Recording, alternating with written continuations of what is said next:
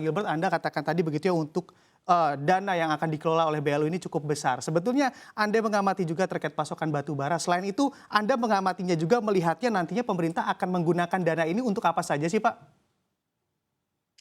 Nah, itu dia. Karena gini ya, dulu kan kita pernah, saya tidak tahu apakah disebut gagal atau bagaimana, ada yang namanya PLNBB, PLN Batubara. Nah, itu juga banyak masalahnya, sehingga akibatnya kan dibubarkan sekarang gitu, Pak. Jadi, ini sekarang kita mau membentuk lagi badan yang baru, ya, BLU. Tadi Pak Hendra bilang kalau apa namanya, untuk kebutuhan PLN, saya pikir dari DMO saja cukup. Tapi tadi menarik Pak Hendra bilang bahwa ada asas keadilan.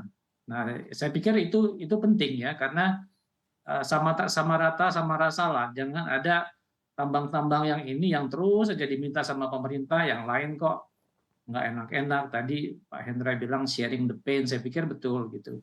Tapi seharusnya itu diperhitungkan dengan matang gitu. Apalagi kan, nah ini kan harga batu bara kan fluktuatif, Pak.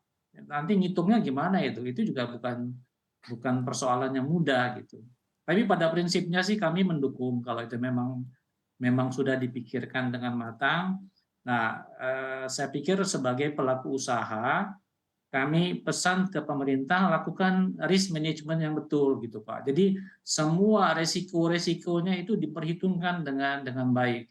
Jangan seperti PLN Batubara yang dulu akhirnya dibubarkan karena banyak masalah gitu. Jadi saya pikir kalau memang betul-betul mau dibikin BLU ya bikin, tapi direncanakan dengan matang. Kami semua diajak bicara, semua resiko-resikonya dipelajari apa saja, sampai yang kecil-kecil di pusat bagaimana, di daerah, termasuk di provinsi, di kabupaten, kan pasti semua akan terkena dampaknya ya. Apalagi itu menyangkut uang yang sangat besar ya. Jadi kalau memang mau dibuat, direncanakan dengan betul, kita diajak bicara, bikin manajemen risiko yang lengkap, dan semua risiko itu ada mitigasinya, dan itu dijalankan Baik. dengan baik. Jadi jangan sampai kegagalan PLNBB dulu terjadi lagi. Oke, Itu baik. sih Pak pesan saya Pak Bram. Oke, baik. Masih berbicara terkait tarif di BLU, Pak Hendra. Anda mengamatinya apakah nantinya lebih baik begitu ya Pak, tarif ini floating mengikuti harga batu bara acuan atau sebetulnya ada skema lain yang juga didambakan begitu bagi para pelaku usaha karena memang untuk mengamati dari pendapatan yang ada? Ini pertanyaan yang menarik yang kita nggak bisa jawab pada saat ini karena kita harus melihat skema final dari yang ditawarkan oleh pemerintah. Karena saya sampaikan di awal tadi, sampai saat ini pemerintah belum mengundang pelaku usaha ya. Skemanya seperti apa dan tarifnya apakah nanti floating. Di rapat awal yang saya katakan tadi di bulan April dan Mei itu kalau nggak salah per 3 bulan ya floatingnya Betul. kan. Dan itu memang kita pada prinsipnya juga ya sebaiknya floating ya. Cuman seberapa lama itu tentu harus didiskusikan lagi karena kan harga sangat sangat volatile ya.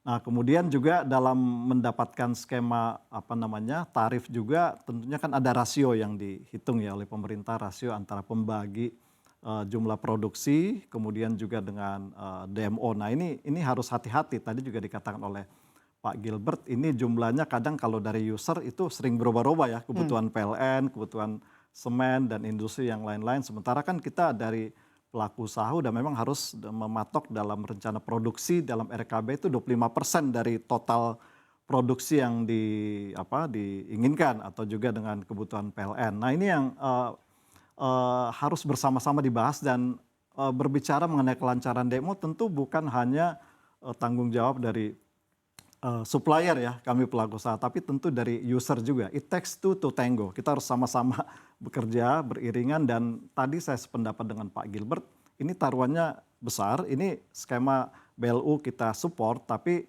kita tidak inginkan nanti terjadi trial and error. Jadi benar-benar sebelum berjalan ini kita udah mapping semua resikonya, pro cons-nya seperti apa ya, dan tentu saja perspektif pelaku usaha ini yang paling penting karena kita lah Ya. yang melaksanakan yang menjadi pelaku ya. Jadi benar-benar masukan dari pelaku usaha itu perlu pertimbangkan. Oke, kita tunggu juga begitu ya terkait sosialisasi dari pemerintah terhadap para pelaku usaha terkait penerapan dari Badan Layanan Usaha ini. Dan kalau kita merujuk pada kondisi lainnya Pak Hendra, di mana saat ini juga Eropa dan juga zona lainnya yang mana memiliki musim dingin tentunya memiliki permintaan lebih terhadap permintaan batu bara mereka. Sampai sejauh ini permintaannya seperti apa sih Pak Hendra dan seberapa kuat pasokan batu bara kita untuk dalam negeri?